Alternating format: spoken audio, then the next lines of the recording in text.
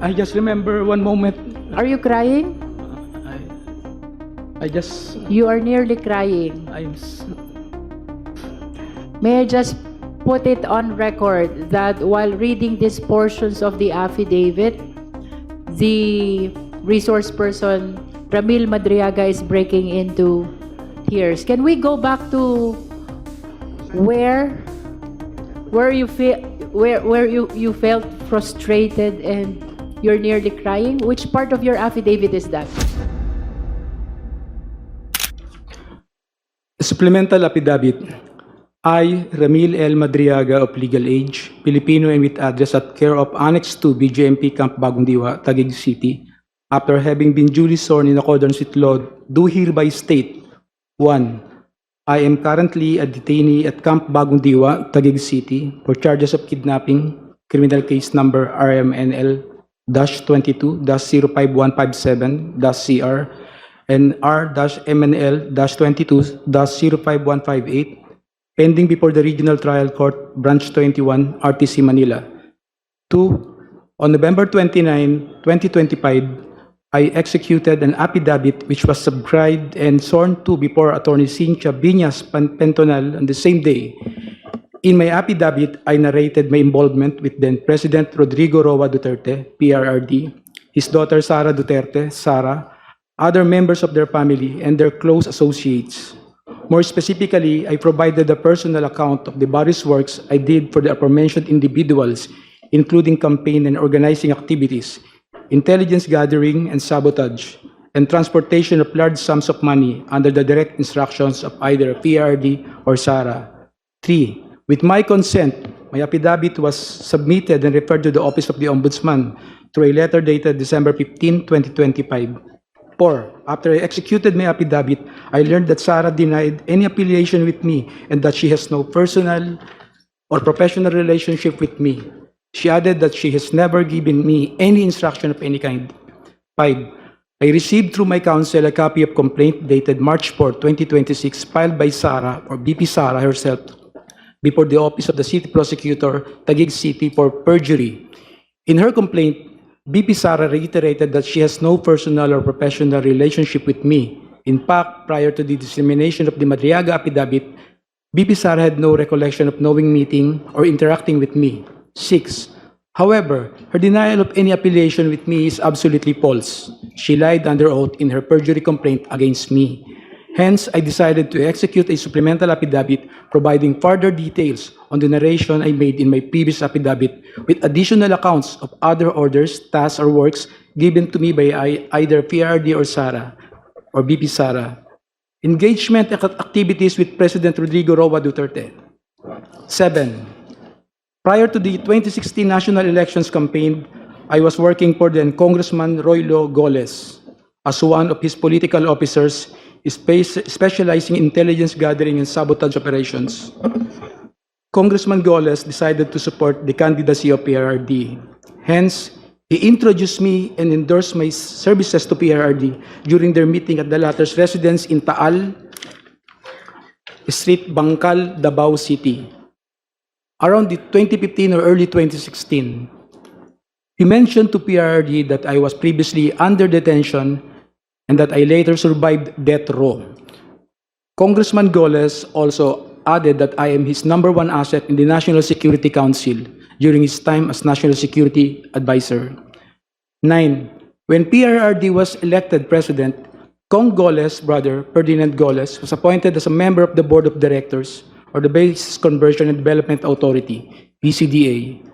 On the other hand, PRRD directed me to serve as a counterintelligence agent for the National Security Council. 10. However, I was never under the employ of the Office of the President or any government agency. Instead, I was directly employed by PRRD. I received my salary from a certain Canlas, a PNP officer, provisionally from Davao, at the start of every month in the amount of 100,000 pesos to 150,000 pesos in cash. 11. As part of my duties, PRRD specifically instructed me to monitor, operate, and sabotage former Senator Trillanes.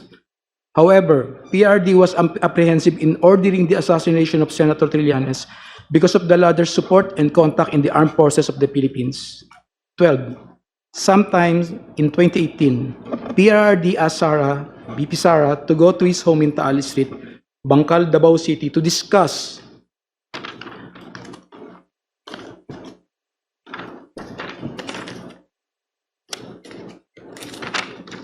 upcoming local elections in Davao City, where BP Sara was going to run for re-election as mayor.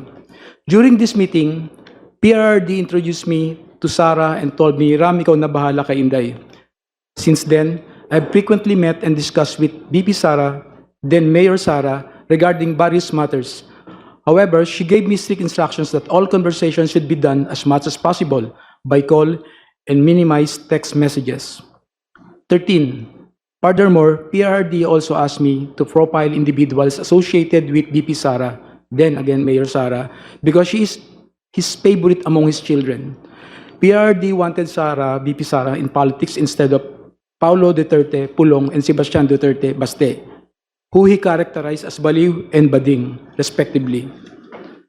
Number 14, sometimes in 2021, PRRD gave me 25 million to purchase high-end motorcycles for Sara's use while she is in Metro Manila and other ordinary motorcycles for our group operations. 15. Hence, I bought two 2021 model Harley-Davidson motorcycles from a dealership in Green Hills, EDSA for around 2,500,000 pesos, inclusive of accessories, and around 2 million pesos exclusive accessories, respectively. Both Harley-Davidson motorcycles were placed under the name of my son. I also purchased two 2021 model Ducati motorcycles from a dealership in Katipunan, Quezon City for around 3,500,000 pesos and around 2,300,000 pesos respectively. In addition, I also bought accessories for these Ducati motorcycles in the total amount of 500,000 pesos.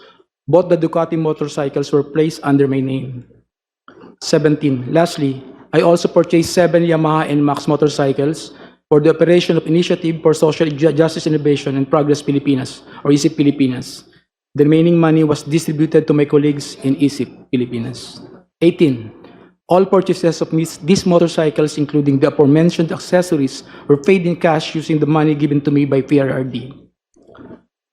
Custom magnetic lifter transaction with Attorney Manscarpio. Sometime in 2017 or 2018, PRRD told me to assist the husband of Sara, Attorney Manasseh Manscarpio, regarding a problem with the Bureau of Customs. However, no specific details were provided by PRRD. Thereafter, Attorney Mans called me. We later decided to meet in front of a coffee shop in Burgos Circle in Bonifacio Global City, Taguig City.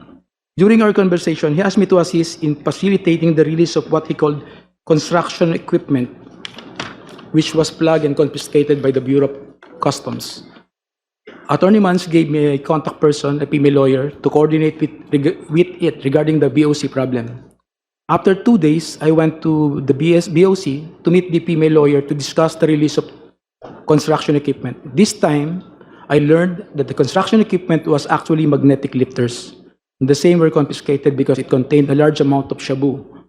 However, the female lawyer informed me that it was difficult to release the same because it was a hot item. 22. I reported this to Attorney Mans and we meet again in the same spot in BGC, Taguig City. This was the last time we met regarding the issue.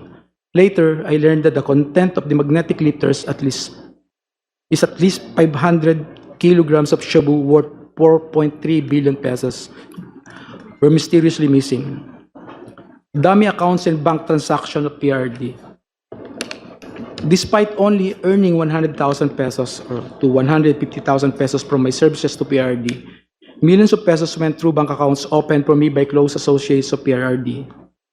I admit that during PRD's term as president, I served as a dummy for the transfer of large amount of money.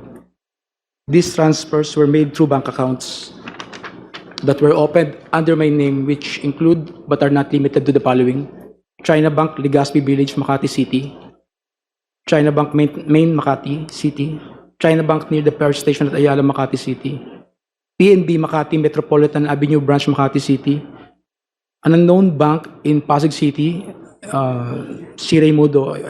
If I may interrupt, Mr. Madriaga, COMSEC, kindly continue flashing on the screen the pages of the affidavit from where the resource person is reading. And kindly speak closer to the microphone, Mr. Madriaga, Opo, please. Madam Chair. Thank you. Please continue. 25. However, I have never personally opened these accounts or appeared before the said banks to process any application in relation thereto. These were opened by people close to PRRD, who informed me that money will be transferred to these accounts for intelligence operation and for laundering. I was later instructed to sign entire checkbook where the amounts and pays are left blank. I agreed to do this because at the time I had complete trust in PRD and his close associates. 26. On some occasions, PRD would call me to inform me that someone from the aforementioned bank would contact me to confirm a withdrawal or encashment.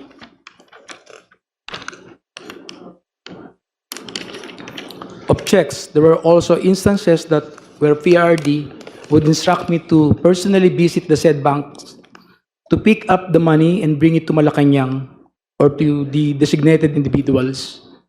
I distinctly remember that PRRD directed me on 3 separate occasions to pick up 100 million from a bank inside the mall in Lubao, Pampanga, which were all delivered to Malacanang.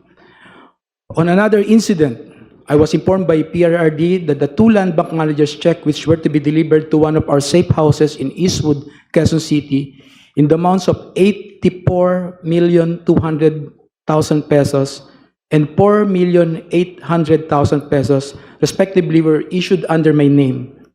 Copies of the 2 land bank managers' checks are hereby attached as annexes A and A-1. 28.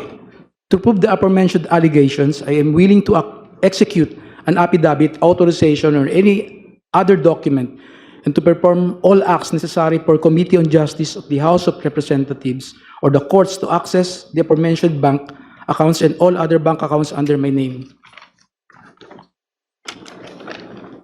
Term sharing and destabilization efforts. 29. Sometime in November 2021, PRD mentioned to me that Ferdinand Bongbong Marcos Jr. will run for the president while Sara will serve as his running mate. PRD added that a few months ago, BBM and Senator Jaime Marcos visited him to discuss a possible alliance to the 2022 national elections. During this meeting, BBM was able to convince PRRD to have Sara as BBM's vice president. However, they also agreed that by 2025, BBM will voluntarily step down to give way for a Sara presidency. After Sara took her oath as vice president, PRRD had a discussion with me with retired generals of the Armed Forces of the Philippines, where I was also present regarding all the possible scenarios for unseating BBM by 2025. In case he reneged on his promise, the general objective was to ensure that PBBM will only serve less than 4 years of his term as president, so that Sara, upon assumption to the presidency, will still be eligible for the presidency in 2028. 31. I remember that one of the plans considered was to sabotage BBM's administration by using some of BBM's own men, either recommended by PRRD for appointment or allied with the Dutertes, to reveal supposed corruption issues that will serve as a precursor for an impeachment complaint. 32.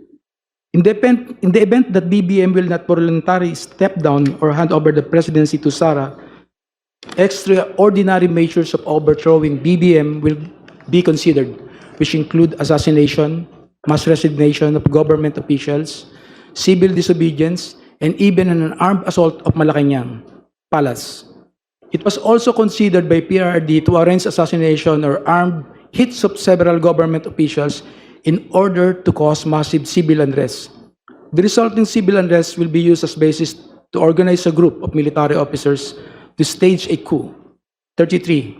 One of my assignments was to recruit civil groups, schools, clubs, fraternities, criminal groups, and syndicates. Inday Sara is my president, ISIP, at 2022 national elections campaign. 34. In 2020, I was instructed by PRRD and Sara to help form a group to support Sara's candidacy for president in the 2022 national elections. Hence, I helped establish and register a non-profit corporation called Initiative for Social Justice Innovation and Progress, or ISIP Pilipinas, Incorporated. But to us supporters of Sara, ISIP actually stands for Inday Sara is my president. I helped establish ISIP together with some friends of BP Sara and alumni of San Sebastian College of Law, SSC Law, including Assistant Special Prosecutor Ryan Ray Kilala of the Office of the Ombudsman and his wife, Aurea Fortuna Kilala. A screenshot of one of ISIP's video conference meetings where Sara and Attorney Ryan were present is here to attach as Annex B. A photo of Attorney Reynold Monsayac wearing an Inday Sara is my president is here to attach as Annex B-1. 35. I got close with Attorney Ryan, who was previously a professor of Sara and former associate dean of SSC Law. He shared with me that Sara was not particularly good in school, was often struggling with her academics and habitually rude and violent to other students. Hence, Attorney Ryan used his influence in San Sebastian College of Law to ensure that Sara received passing grades despite her poor academic performance. 36. Attorney Ryan and his wife became quite close to me and my family that they agreed to serve as godparents in my son's wedding. A photo of Attorney Ryan and Rhea taken during my son's wedding is here to attach as Annex C.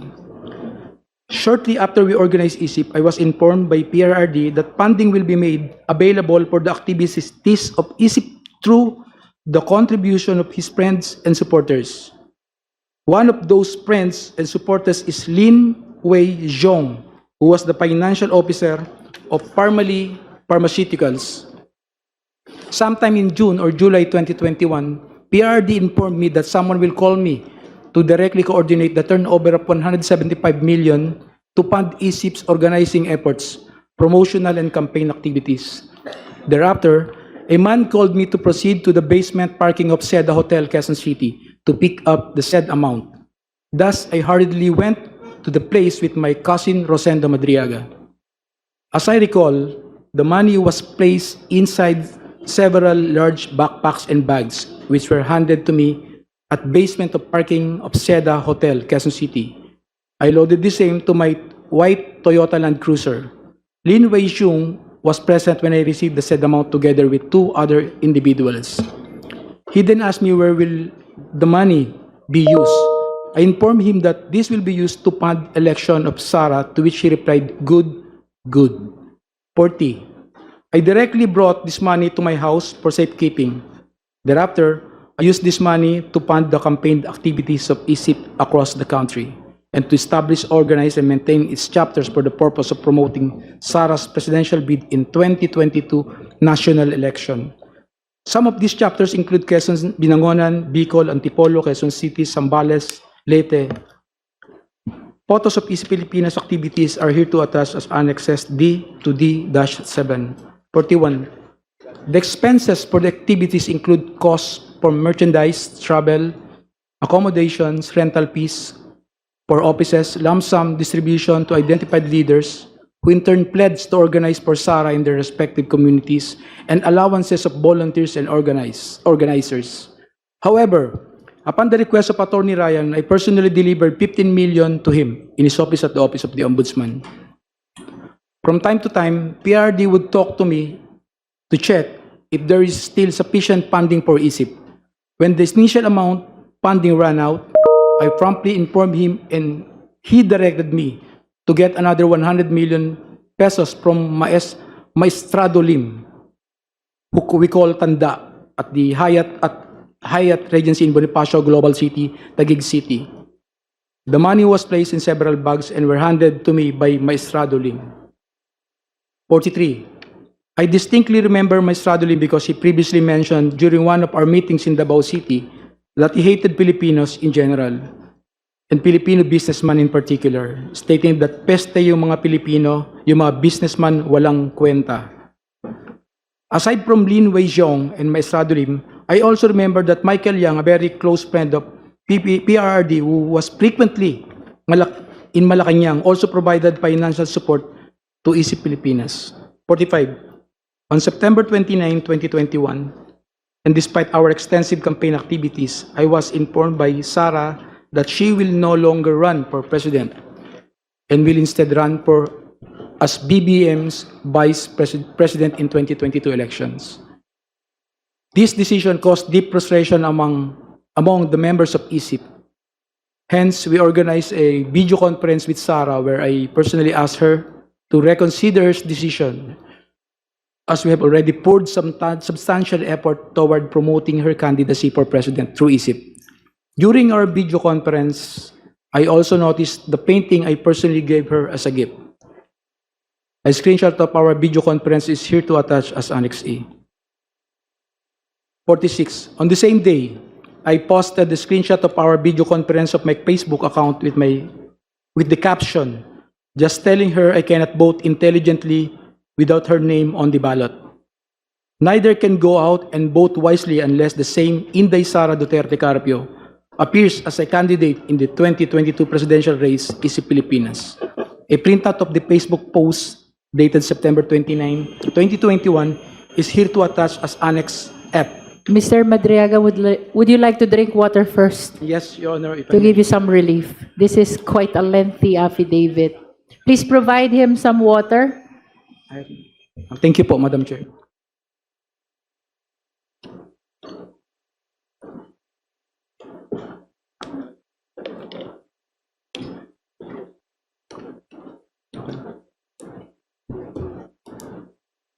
Can I proceed na, Madam Chair? Yes, you may. 46.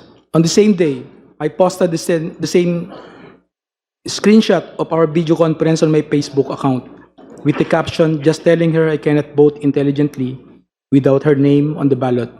Neither can go out and vote wisely unless the name Inday Sara Duterte Carpio appears as a candidate in the two presidential race, Pilipinas.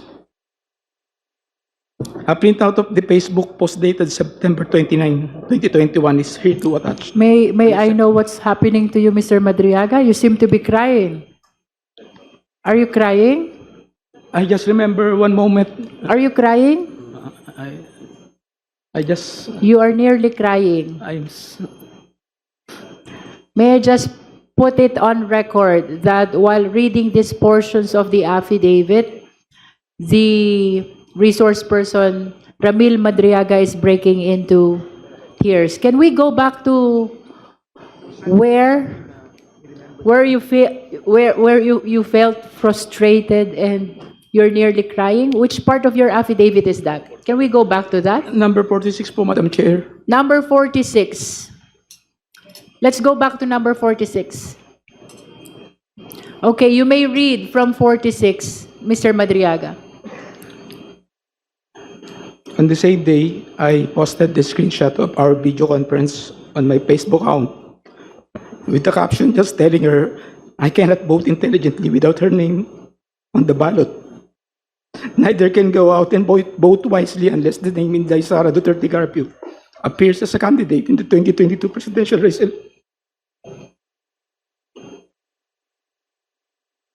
Would you like 47. to say something No, about why you are crying on this part of the affidavit?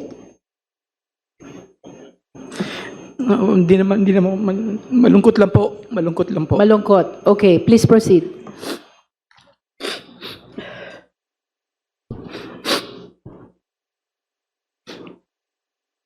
Madam Chair, can we allow the witness to please?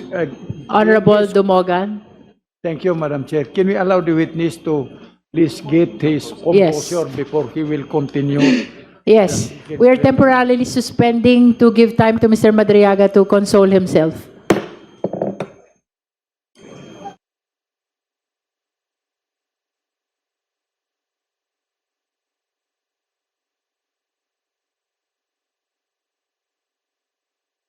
Maybe we can recognize first Attorney Terry Redon, Congressman Terry Redon, if he has other concerns about the affidavit.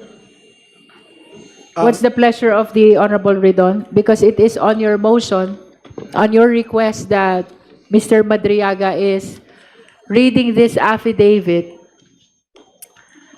that causes him to cry a lot. I think we have to let him finish. the affidavit, the reading of the supplemental affidavit until the very end, Madam Chair. And he should be allowed to proceed as soon as he has composed himself. Madam Chair. May I proceed, Madam Chair? Are you ready? Opo, Madam Chair. Okay, you may proceed, Mr. Madriaga. 47, nevertheless, Sara proceeded to run as BBM's vice president under the Unity ticket. I continued assisting her campaign for vice president during campaign sorties. I served as advance party to municipalities, cities, provinces where Sara was scheduled to visit and campaign. In several of these campaign sorties, I personally joined Sara together with other members and volunteers of ISIP, which to us now refer to Inday Sara para sa ikalawang Pangulo. Photos of Sara and me in several campaign sorties are here to attach as Annex G to G-3. 48.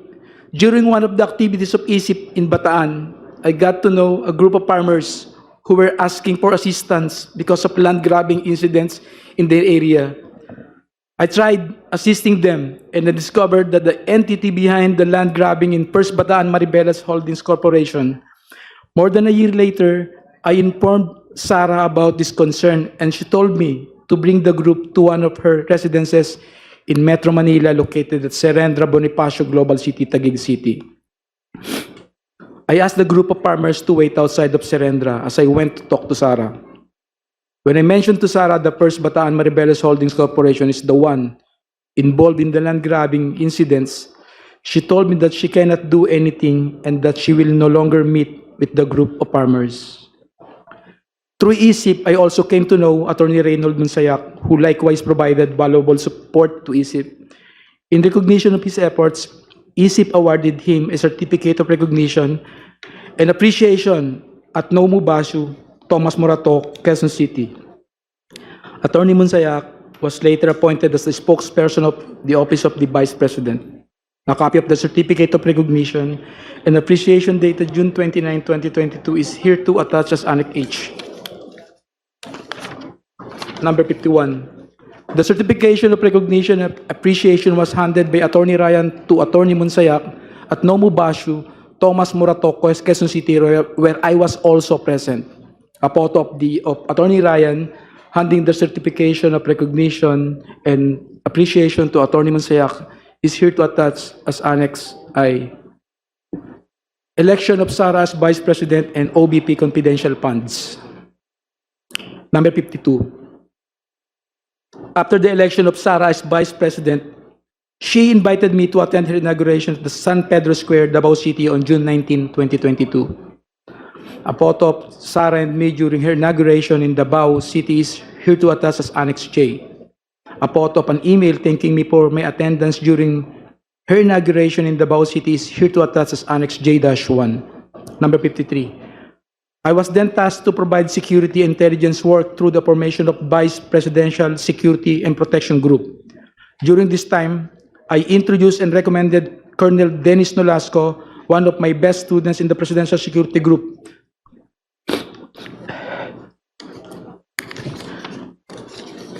to assist this matter. Number 54. Colonel Nolasco then tapped the services of Colonel Raymond Dante La Chica to head the BPSPG. Afterwards, I worked with both Colonels Nolasco and La Chica from July 2022 to April 2023 for tactical transport services, security of Sara and other VIPs, handing and conveying and highly confidential information, and the transportation of large amount of money to several persons as instructed by Sara. Money deliveries under the instruction of Sara.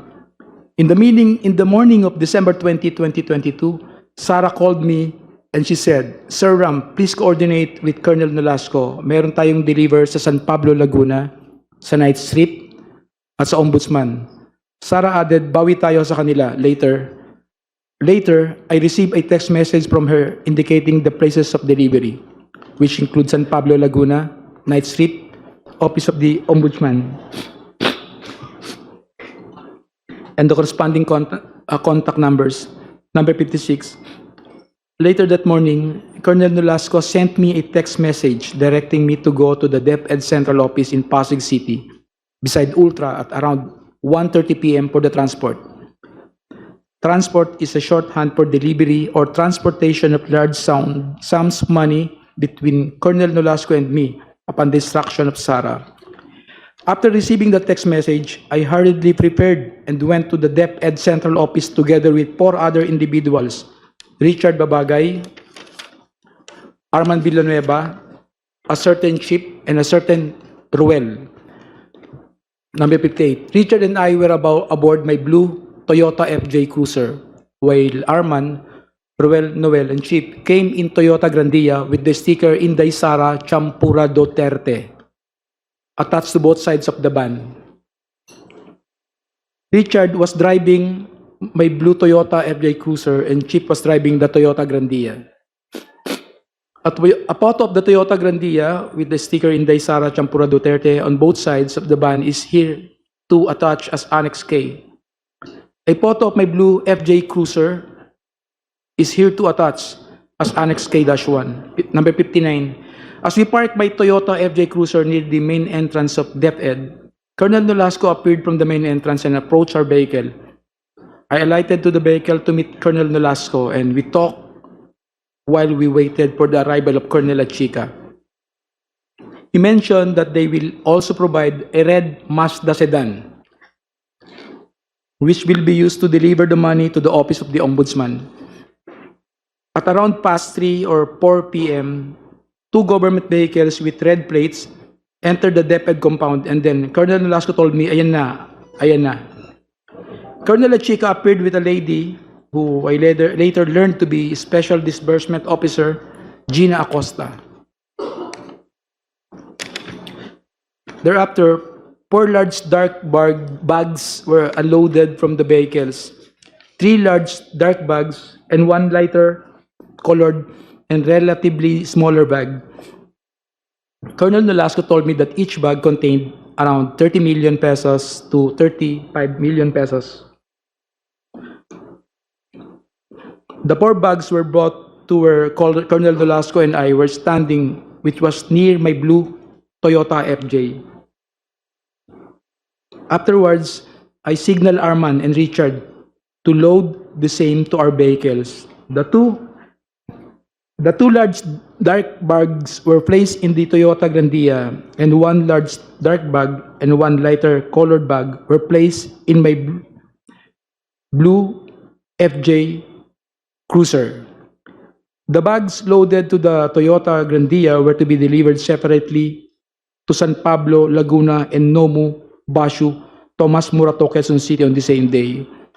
The remaining bags, initially loaded to my blue FJ Cruiser, were immediately transferred to the red Mazda sedan prior to our departure from the DepEd compound and were to be delivered to the Ombudsman parking lot the following day. Then, the red Mazda sedan proceeded directly to my residence in Cainta, Rizal, and was driven by Noel. Before leaving DepEd Central Office, Colonel Nolasco told me to get my share from the said bags, and he and Colonel Achica have already taken theirs. Hence, I took 1 million pesos for myself from the lighter colored bag loaded to the red Mazda sedan. That's when I verified that the contents of the bags were bundles of cash in 1,000 denominations and packed in stacks of 1 million pesos, each tightly sealed in transparent plastic.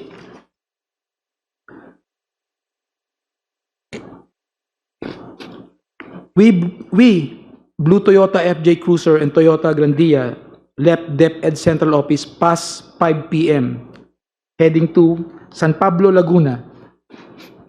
As we approached Laguna, I called the contact number provided by Sarah, informing the designated recipient that we are on our way. However, I was directed to proceed to Cabuyao, Laguna instead. We arrived in Cabuyao, Laguna past 8 p.m. and were then instructed to proceed to an area inside the industrial park to meet individuals who were designated to receive the first bag for a politician in Laguna. As we approach the designated place, I can clearly see from our vantage point an SNR membership shopping establishment. Upon arrival, I immediately saw 3 persons standing in wait beside the dark sports utility vehicle. One of them proceeded to the Toyota Grandia and took one of the bags. We immediately left after the delivery of the first bag. 65. Thereafter, we proceeded to Nomu Bashu, Tomas Morato, Quezon City, a comedy bar we call the Night Strip, frequented by SSC Law alumni including Attorney Ryan and Attorney Monsayak. 66. I am quite familiar with Nomu Bashu because I had previously visited it several times in relation to my work with SARA and ISIP Pilipinas. In fact, this is the same place where ISIP gave Attorney Monsayak a certification of recognition and appreciation. We arrived at Nomu Bashu around 12 midnight. I went inside the establishment with Arman, who was carrying the second bag. I immediately saw Attorney Monsayak, who was at the time in the middle of the place together with a woman and several men. When he saw me, he stood up and signaled for us to go upstairs. We then proceeded to the stairs leading to the second floor. Arman walked ahead of me while I followed him. Before I got to the second floor, I saw a man who came out of the room and received the bag from Arman. After that, we proceeded to exit the premises, and as I was passing near table of Attorney Monsayak, I looked at him and he nodded.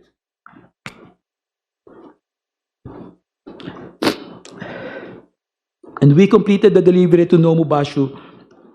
We stopped to eat around the area while eating. I told Arman and Richard to meet me at my house in Cainta, Rizal, later that day at 8 a.m.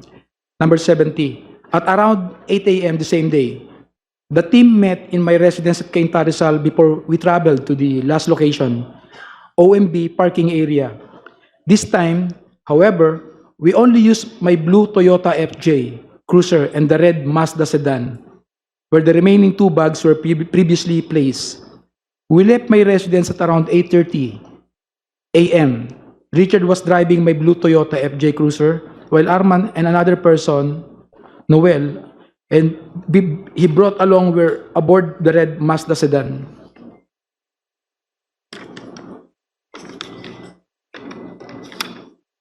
'71.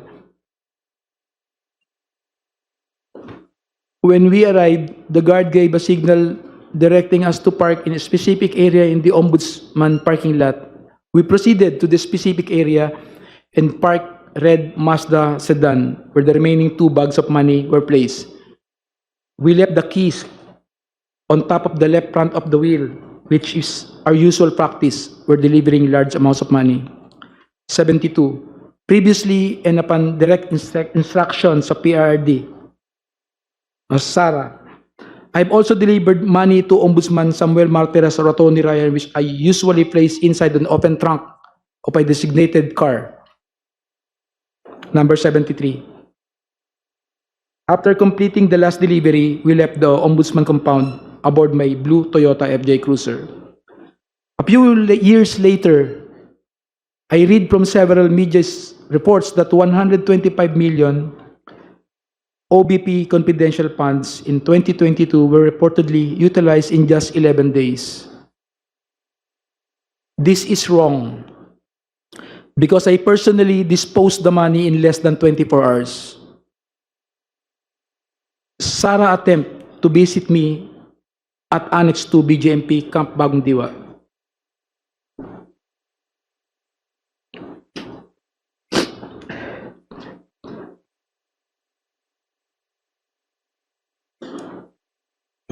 You can drink some water, Mr. Yes. Madriaga. Yes, Drink some water.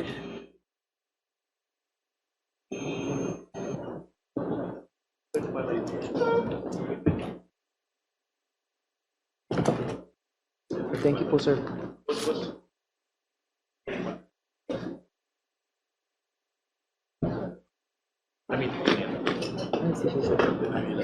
Issue.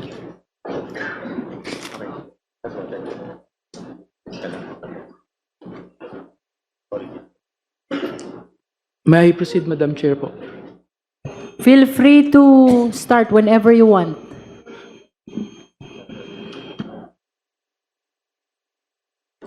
Number 74. A few years later, I read from several media reports that the 125 million pesos OBP confidential funds in 2022 were reportedly utilized in just 11 days. This is wrong because I personally disposed the money in less than 24 hours. Sarah's attempt to visit me at Annex 2, BGMP Camp Pagundiwa. Number 75. Sometime in October 2025, after I got arrested for alleged kidnapping, I was called by Jail Warden Jose Marie Sabiniano in his office. As I made my way to the office of Jail Warden Sabiniano, I was surprised to see Sarah through the metal railings of the passageway. She smiled and waved at me. Number 76. When I entered the office of the Jail Warden Sabiniano, he asked me if I know Attorney Joyce. I replied, Joyce dapat, and Jail Warden Sabiniano handed me a phone.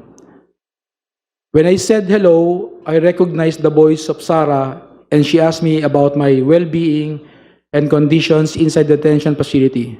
She was also apologetic for failing to do something or assist in my ongoing criminal case. 77. Frankly, I felt bad and disappointed given that Attorney Harry Roque filed the case against me in retaliation after I tried to expose his land-grabbing activities in Maribeles, Bataan, together with his Philippine offshore gaming operator partners.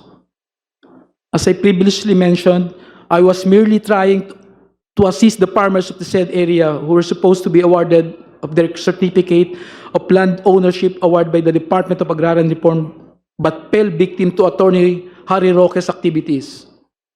Attorney Roque and his POGO partners wanted to convert the said place into a POGO hub after he facilitated the transfer of at least 60 land titles to First Bataan Maribeles holding corporations.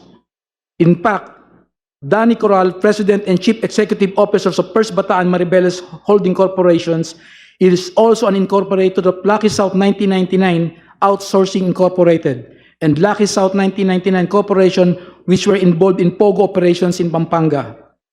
Number 80, more importantly, I felt betrayed that despite all my efforts to support Sarah, to the extent of even committing high-risk acts for her and her family, she did not lift a finger to stop Harry Roque, who is her known ally and supporter, from filing the unfounded kidnapping case against me. In witness hereof, I have here and to set my hand this April 2026, April 11, 2026 in Taguig City, Apayant, signed Ramil Madriaga. That will be all your, Madam Chair. Thank you.